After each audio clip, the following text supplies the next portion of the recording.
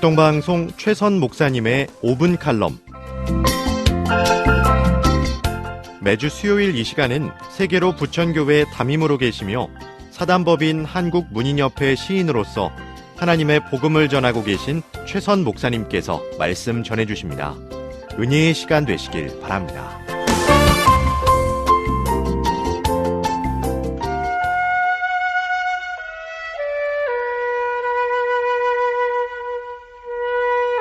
우리 교회의 새생명 초청 전도 축제에서 찬양과 간증을 통해 큰 은혜를 끼쳤으며 지금도 복음 사역에 매진하고 있는 찬양 사역자 김민석 카페라 가수를 소개하면서 그가 어려운 환경 속에서도 주님의 은혜로 살아왔던 삶들을 알아보고 하나님께 영광을 돌리고자 합니다. 김민석은 교육자 가정에서 태어났습니다. 할아버지가 작은 할머니를 얻으셨는데 무당이었습니다.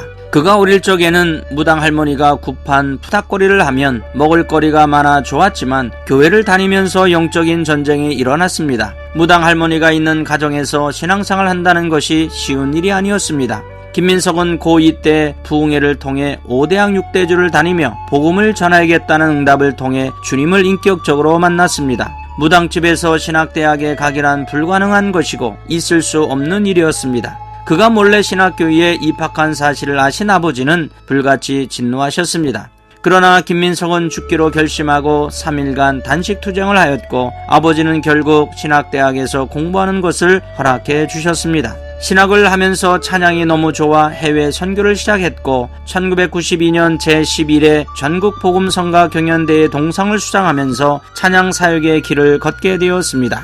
극동방송 공개방송에 찬양 사역자로 처음 초대받았는데 진행하시는 사역자가 교통사고가 나서 오지 못하였습니다. 바로 그가 대타로 방송을 진행하면서 지금까지 방송 진행자로 28년 동안 쉼 없이 극동방송과 기독교 방송을 통해 하나님께 영광을 돌리고 있습니다. 신학을 마친 김민석은 35세에 돌연 성악을 전공하겠다고 침례신학대학원 음악목회대학원에 입학했습니다. 성악가들이 대부분 교회 출신인데 이들은 오페라 아니면 바페라의 꿈을 갖고 있습니다. 그가 신학을 마치고 찬양 사역을 하면서 하나님을 찬양하는 새로운 장르는 없을까 고민하다 새로운 장르 가페라를 만들어 보겠다고 도전하게 된 것입니다. 주님, 부족한 제가 세상적으로 실력이 뒤지지 않을 때 가페라를 만들어 보겠습니다.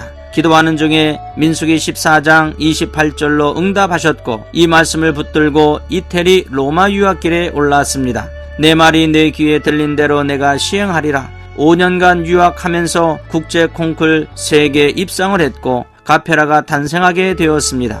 유학 간 지 6개월 만에 국제 콩쿨에서 보기 좋게 떨어지고 낙심이 되었습니다. 하지만 그 다음 날부터 24시간 음악을 떼어놓고 산 적이 없을 정도로 갈망하고 간절히 기도하니 꿈속에서 3번씩이나 발성법을 하나님께서 가르쳐 주셨습니다.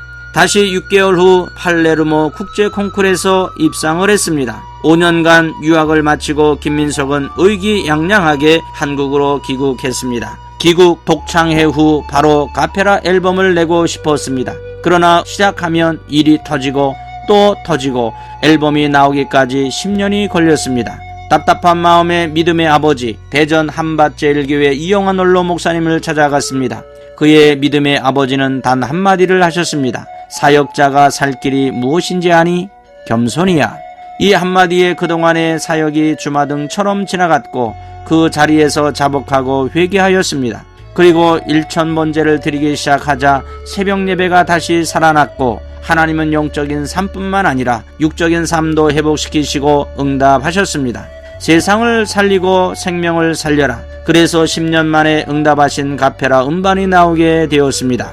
영적인 삶이 회복되면서 하나님은 지경이 넓어지는 축복을 주셨습니다. SBS 스타킹, KBS 단장, MBC 컬투의 베란다 쇼 등 많은 지상파에 출연하게 되었고 가페라 음반이 나오기 전 지상파를 통해 사역을 열어주시고 가페라가 더 많이 알려지게 되었습니다. 김민석 가수는 2018년 5월 20일 이날을 잊을 수 없습니다. 오전과 오후 집회를 하는데 한 말 또 하고 한 말 또 하고 계속 반복이 되었습니다. 기억 상실. 이날 하루 생각을 모두 사라지게 한 날, 부족한 그를 살리시려 계획하신 하나님의 시간이었습니다. 유럽으로 성지순례 가신 이영환 원로 목사님께 울면서 전화한 그의 아내. 하나님의 역사하심으로 익산 원광대학병원으로 가는 차 안에서 기도를 받고 병원에 도착해서 모든 종합검진을 받은 후 이 병은 뇌출혈이나 뇌경색 아니면 정신병을 동반하는데 아무 이상이 없게 치료하셨습니다. 모든 것이 하나님의 은혜였던 것입니다. 사랑하는 극동방송 가족 여러분, 김민석 가수는 늘 고백하는 것이 있습니다.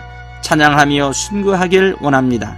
다윗이 찬양할 때 악신이 물러가고 바울과 실라가 찬양할 때 묶인 것이 풀린 것처럼 부족한 저의 찬양을 통해 동일한 역사를 베풀어 주소서라는 것입니다.